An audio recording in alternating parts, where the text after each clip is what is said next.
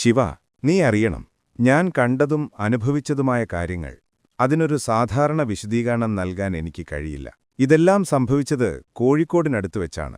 ഒരുപക്ഷേ നീ കേട്ടാൽ വിശ്വസിക്കില്ലായിരിക്കാം. ശക്തിയുടെ ഇമെയിൽ എന്റെ ഇൻബോക്സിൽ ഒരിരുണ്ട രഹസ്യം പോലെ കിടന്നു.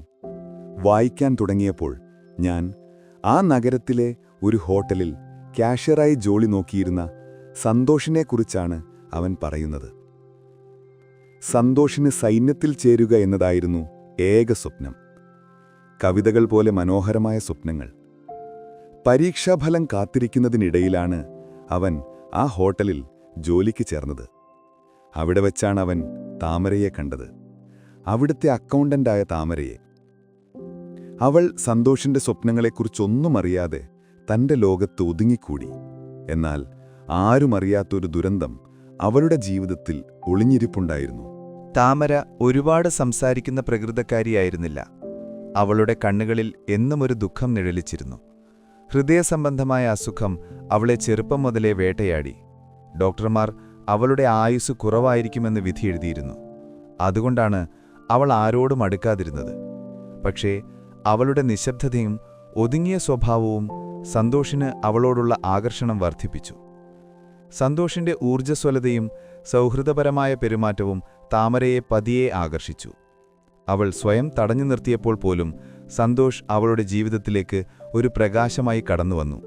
താമരയുടെ അടുപ്പം ആഗ്രഹിച്ചിട്ടും അത് കിട്ടാതെ വന്നപ്പോൾ സന്തോഷ് നിരാശനായി. താമരയെക്കുറിച്ച് ശക്തിയോട് ചോദിച്ചപ്പോൾ ശക്തി അവളുടെ രോഗവിവരം പറഞ്ഞു. സന്തോഷ് ഒരു നിമിഷം തളർന്നുപോയെങ്കിലും അതവന്റെ പ്രണയത്തെ തടഞ്ഞില്ല.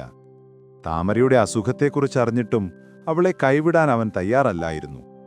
താമരയെ എങ്ങനെയെങ്കിലും ജീവിതത്തിലേക്ക് തിരികെ കൊണ്ടുവരാൻ അവൻ ആഗ്രഹിച്ചു. ആത്മാർത്ഥമായ ഈ സ്നേഹം താമരയുടെ മനസ്സിൽ വലിയ മാറ്റങ്ങളുണ്ടാക്കി. അവൾ പതിയെ സന്തോഷിന്റെ ലോകത്തിലേക്ക് നടന്നുകയറി. അവർക്കിടയിലെ പ്രണയം പൂവിട്ടപ്പോൾ സന്തോഷ് തന്റെ ജോലി ഉപേക്ഷിച്ചു. താമരയെ പരിചരിക്കാനായി മാത്രം. അവളുടെ മങ്ങിയ ജീവിതത്തിലേക്ക് നിറങ്ങൾ കൊണ്ടുവരാൻ അവൻ ശ്രമിച്ചു. ഒരുമിച്ച് സിനിമ കാണാനും ഭക്ഷണം കഴിക്കാനും അവർക്ക് കിട്ടിയ ഓരോ നിമിഷവും സന്തോഷം നൽകി. അവർക്കിടയിൽ മരണമെന്ന യാഥാർത്ഥ്യം ഒരു മൂടുപടം പോലെ നിഴലിച്ചു നിന്നു. എന്നിട്ടും അവർ പരസ്പരം താങ്ങും തണലുമായി. അതിനിടയിലാണ് സന്തോഷിനെ ഇന്ത്യൻ ആർമിയിൽ ചേരാനുള്ള കത്ത് ലഭിച്ചത്. 3 മാസത്തെ പരിശീലനത്തിന് ബംഗളൂരുവിലേക്ക് പോകാൻ അവൻ തയ്യാറെടുത്തു. താമരയുടെ കണ്ണുകൾ നിറഞ്ഞൊഴുകി.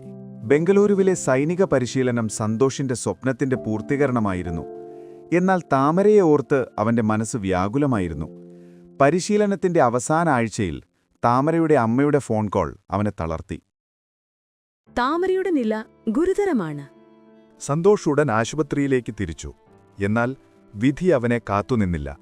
ആശുപത്രിയിലെത്തിയ ഉടൻ താമര ഈ ലോകത്തോട് വിട പറഞ്ഞു. അവന്റെ സ്വപ്നങ്ങളെയും പ്രണയത്തെയും തകർത്തെറിഞ്ഞ ആ ദുരന്തം സന്തോഷിനെ മാനസികമായി തളർത്തി. താമരയുടെ മരണം ശേഷം സന്തോഷ് തന്റെ സ്വപ്നങ്ങളെയും ലക്ഷ്യങ്ങളെയും ഉപേക്ഷിച്ചു. മദ്യത്തിന് അടിമയായി. ശക്തിയുടെ മുറിയിൽ താമസിച്ച് അവൻ ദിവസവും കരഞ്ഞു തീർത്തു. എന്നാൽ എല്ലാ രാത്രികളിലും താമരയുടെ ആത്മാവ് അവന്റെ സ്വപ്നത്തിൽ വന്നു. കരയരുത്, ജീവിതം മുന്നോട്ട് കൊണ്ടുപോകണം എന്നവൾ പറഞ്ഞു. താമര ഇന്നും അവനെ സ്നേഹിക്കുന്നുണ്ടെന്ന് അവൻ അറിഞ്ഞിരുന്നു. താമരയുടെ അടുത്ത കൂട്ടുകാരിയായിരുന്ന മാളവികയ്ക്ക് സന്തോഷിനോട് പ്രണയം തോന്നിയിരുന്നു. താമരയുടെ മരണശേഷം അവൾ സന്തോഷിനെ ആശ്വസിപ്പിക്കാൻ ശ്രമിച്ചു. ആ സമയത്താണ് അവൾക്ക് പ്രണയം തോന്നിയത്. പക്ഷേ സന്തോഷ് അവളെ ഒഴിവാക്കി. നിരാശയായ മാളവിക തന്റെ ദുർമന്ത്രവാദിയായ അച്ഛന്റെ സഹായം തേടി. മാളവികയുടെ ദുരവസ്ഥ മനസ്സിലാക്കിയ അച്ഛൻ മന്ത്രവാദത്തിലൂടെ സന്തോഷിനെ വശീകരിച്ച് മാളവികയെ വിവാഹം കഴിപ്പിക്കാനാണ് തീരുമാനിച്ചത്. അവൻ സന്തോഷിന്റെ മുറിയിൽ നിന്ന് ഒരു വസ്ത്രം മോഷ്ടിച്ചു. അതിൽ ദുർമന്ത്രം നിറച്ചു. പൂജകളുടെ ഫലമായി സന്തോഷ് പതിയെ മാളവികയുടെ ചൊൽപ്പടിക്ക് കീഴടങ്ങുന്ന ഒരാളായി മാറി. സന്തോഷിന്റെ മാറ്റം താമരയുടെ ആത്മാവിനെ കോപാകുലയാക്കി. മാളവികയുടെ ദുർമന്ത്രവാദത്തെ അവൾ മനസ്സിലാക്കി. താമരയുടെ ആത്മാവ് മാളവികയെ സ്വപ്നത്തിൽ വന്ന് പേടിപ്പിച്ചു. പിന്നീട് അവളെ കൊലപ്പെടുത്താൻ പോലും ശ്രമിച്ചു. പക്ഷേ മാളവികയുടെ അച്ഛൻ ശക്തമായ മന്ത്രവാദം കൊണ്ട് അത് തടഞ്ഞു. താമരയുടെ ആത്മാവിനെ തന്റെ ശക്തി കൊണ്ട് കീഴടക്കി. രാത്രിയുടെ നിശബ്ദതയിൽ ശക്തിയുടെ വാതിൽക്കലൊരു തണുത്ത കാറ്റുവീശി. വാതിൽ മെല്ലെ തുറന്നു. മുന്നിൽ മാളവിക നിൽക്കുന്നു. അവളുടെ കണ്ണുകളിൽ പതിവില്ലാത്തൊരു തീവ്രതയുണ്ടായിരുന്നു. ശരീരത്തിന് വിറയലും. ശക്തി, നീ സന്തോഷിനെ രക്ഷിക്കാ. അവളുടെ ശബ്ദം താമരയുടേതുപോലെ നേർത്തതും വിറയാർന്നതുമായിരുന്നു. ശക്തി ഭയത്തോടെ പിന്നോട്ടു മാറി. പക്ഷേ മാളവികയുടെ കണ്ണുകളിലെ ദയനീയത അവനെ പിടിച്ചു നിർത്തി. എന്റെ ആത്മാവിനെ മാളവികയുടെ അച്ഛൻ ബന്ധനത്തിലാക്കാൻ പോവുകയാണ്. എന്നെ ഉപയോഗിച്ച് മാളവിക സന്തോഷിനെ സ്വന്തമാക്കും. നീ പോയി സന്തോഷിന്റെ അമ്മയെ വിളിക്കണം. എത്രയും പെട്ടെന്ന് അവനെ ഈ ദുർമന്ത്രത്തിൽ നിന്ന് മോചിപ്പിക്കണം. വാക്കുകൾ തീർന്നതും മാളവിക നിലത്തു കുഴഞ്ഞു വീണു. അബോധാവസ്ഥയിലായ അവളെ നോക്കി ശക്തി ഭയന്നുവിറച്ചു. ഇത് മാളവികയല്ല, താമരയുടെ ആത്മാവാണ് എന്നവൻ മനസ്സിലാക്കി. സമയം കളയാതെ സന്തോഷിന്റെ അമ്മയെ വിളിച്ച് എല്ലാം പറഞ്ഞു. സന്തോഷിന്റെ അമ്മ ശക്തിയുടെ വീട്ടിലെത്തി. അവർ മാളവികയെ ആശുപത്രിയിലേക്ക് കൊണ്ടുപോയി. ശക്തിയുടെ വാക്കുകൾ വിശ്വസിച്ച അവർ സന്തോഷിനെ ഒരു പുരോഹിതന്റെ അടുത്തേക്ക് കൊണ്ടുപോയി.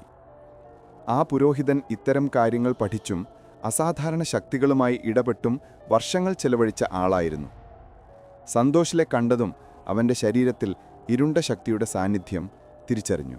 ഒരു വശീകരണ പൂജയുടെ ഫലമാണിത്.